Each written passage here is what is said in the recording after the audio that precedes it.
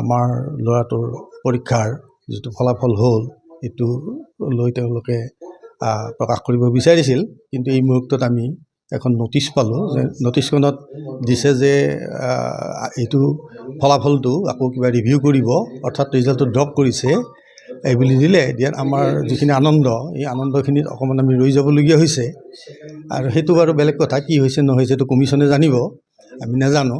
কিন্তু আমাৰ ল'ৰা শ্ৰীমান জাহ্নু শৰ্মা আজি প্ৰায় 2 বছৰ ধৰি অশেষ কষ্ট কৰিছে। সি ছফ্টৱেৰ ইঞ্জিনিয়াৰ আছিলে, সি আনকি তাৰ চাকৰিও ৰিজাইন দি সি যথেষ্ট পঢ়া শুনা কৰি এই ফলাফলটো লাভ কৰিছিল। 6 নম্বৰত তাৰ পজিশ্যনটো আছিল, গতিকে আমি সেইফালৰ পৰা অতি আনন্দ পাইছিলোঁ। কিন্তু এই ৰিজাল্টটো পোৱাৰ আনন্দখিনি অলপ লোৱাত অসুবিধা পাইছোঁ, যে কিবা কাৰণত ফলাফলটো এইটো ত্যাগ কৰি পেলাই আকৌ নতুন ফলাফল এটা দিব বুলি শুনিলোঁ। গতিকে যাই নহওক, কি হৈছে আমি যেতিয়া এইটো গম পোৱা নাই, গতিকে এই বিষয়ে বিশেষ ক'বলগীয়া নাই। আশা কৰিছোঁ এই ফলাফলটো ভাল থাকিব আৰু তেতিয়া নিশ্চয় মোৰ দৰে যিবিলাকৰ ভাল ফলাফল হৈছে তেওঁলোকেও এই আনন্দ ল'ব পাৰিব পিতৃ মাতৃ হিচাপে। এইখিনিয়ে মোৰ ক'বলগীয়া। ধন্যবাদ। আজি আমাৰ বাবে অতি সুখৰ খবৰ, মঙলদৈ 7 নম্বৰ ৱাৰ্ডৰ আমাৰ দাদা শ্ৰী দিলীপ শৰ্মা আৰু বাইদেউৰ ল'ৰা, একমাত্ৰ ল'ৰা, ছোৱালী এজনী আছে অৱশ্যে, শ্ৰী জাহ্নু শৰ্মাই অসামৰিক পৰীক্ষাত APSC চিভিল ছাৰ্ভিচৰ পৰীক্ষাত 6ষ্ঠ পজিশ্যন পাইছে, এনেকুৱা আমি টিভিত নিউজ পালোঁ। আৰু আমি খুবেই আনন্দিত যে এনেকুৱা এটা আনন্দৰ বতৰাই অকল 7 নম্বৰ ৱাৰ্ড মঙলদৈয়ে নহয়, সমগ্ৰ আমাৰ মঙলদৈক উৎফুল্লিত কৰিছে, দৰং জিলাক উৎফুল্লিত কৰিছে। আৰু এইটো এটা ৰেকৰ্ড যে মঙলদৈৰ বহু বিৰতিৰ পিছত মঙলদৈৰ ছাত্ৰ এজনে, মঙলদৈৰ পৰীক্ষাৰ্থী এজনে 6ষ্ঠ পজিশ্যন পাইছে।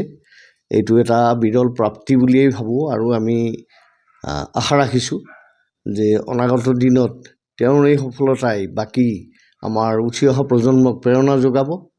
আৰু জাহ্নুৰ পৰাও আমি অসমৰ উন্নতিৰ ক্ষেত্ৰত ভৱিষ্যতে বহু আশা কৰিম। ধন্যবাদ।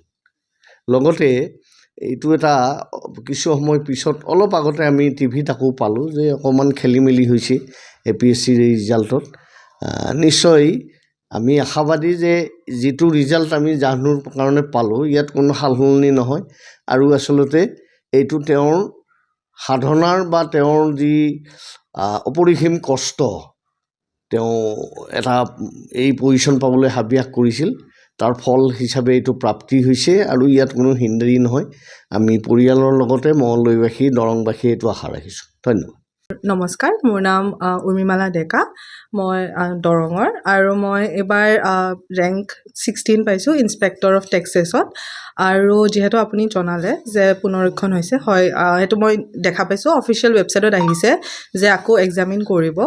আৰু মিডিয়াত এইটো কৈছে যে এটা ৰিজাৰ্ভেশ্যন এটা পোৱা নাছিলে। আই থিংক মই যিমান গম পাইছোঁ, মিডিয়াৰ থ্ৰুৰে গম পাইছোঁ, লেবাৰ অফিচাৰটো আছিলে নেকি পষ্টটো, সেইটো এটা জেনেৰেল আছিলে আৰু এটা ৰিজাৰ্ভেশ্যন। তেওঁলোকৰ চাগে কমিশ্যনৰ চাগে অলপমান এটা ভুল হ'ল চাগে, ৰিজাৰ্ভেশ্যনটো দিয়া নহ'ল। আৰু মই ভাবোঁ সেইটো তেওঁলোকে কালিৰ ভিতৰলৈকে এইটো চেঞ্জেছ কৰিয়ে দিব। মই ভাবোঁ এইটোৱে যে আমি কেণ্ডিডেটকেইটা যোনখিনিয়ে পাইছোঁ, বহুতখিনি উৎসাহ হৈ যায়, এতিয়া আকৌ মানে কেঞ্চেল কৰাৰ কাৰণে অলপমান ভয়ো লাগিছে যে আহিবনে নাই মনটো।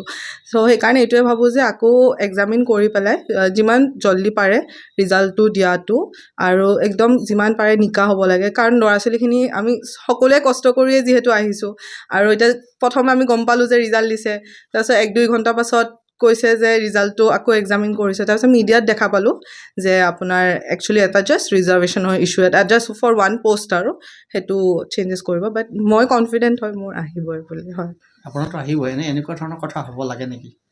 কেনেকুৱা অনুভৱ হৈছে এই কথাটোত, মানে প্ৰতিক্ৰিয়া কেনেকৈ হৈছে? যিহেতু আপোনালোকৰ নিচিনাকৈ সকলোৱে পাইছে, ঘৰত এটা পৰিৱেশৰ সৃষ্টি হৈছে, তাৰপিছত এনেকুৱা ৰিজাল্ট পালে কেনেকুৱা লাগে? হয়, সেইটোতো মই কৈছোঁৱে, অলপমান ভয় লাগিছে যে আকৌ আহিবনে নাহে কালি। কাৰণ প্ৰথমটো চব এতিয়া ঘৰৰ সকলো মানুহ আহিছে, বহুত ডাঙৰ ডাঙৰ মানুহ আহিছে, দেউতাৰ লগ বা মাহঁতৰ লগ, ওচৰ চুবুৰীয়া সকলোবোৰ আহিছে।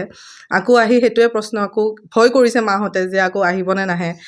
কিন্তু মানে অবভিয়াছলি নেক্সট টাইমৰ পৰা আকৌ যাতে এনেকুৱা নহয় আৰু কাৰণ আমাৰ বহুত ইম'শ্যনছ জড়িত হৈ আছে ল'ৰা ছোৱালীখিনি বহুত কষ্ট কৰে 1-2 বছৰ এতিয়াতো মোৰ ধৰি লওক ফাৰ্ষ্ট বা ছেকেণ্ড এটেম্প এনেকুৱা বহুতে 3-4 ইয়াৰ্ছ এটেম্প দি 3rd-4th এটেম্পটৰ পাছত ক্লিয়াৰ কৰিছে মই দেখিছোঁ এইবাৰ ACS যোনজন হৈছে যোনটো লিষ্টৰ মতে তেখেতে 3rd নে 4th এটেম্পটত সেনেকুৱা পাইছে চ' সেয়া আৰু মানে বহুত ল'ৰা ছোৱালী কষ্ট হেৰি কৰি থাকে চ' আকৌ যাতে এনেকুৱা নহয় আৰু ভালকৈ এক্সামিন কৰি পেলাই দিব লাগে বুলি মই ভাবোঁ আৰু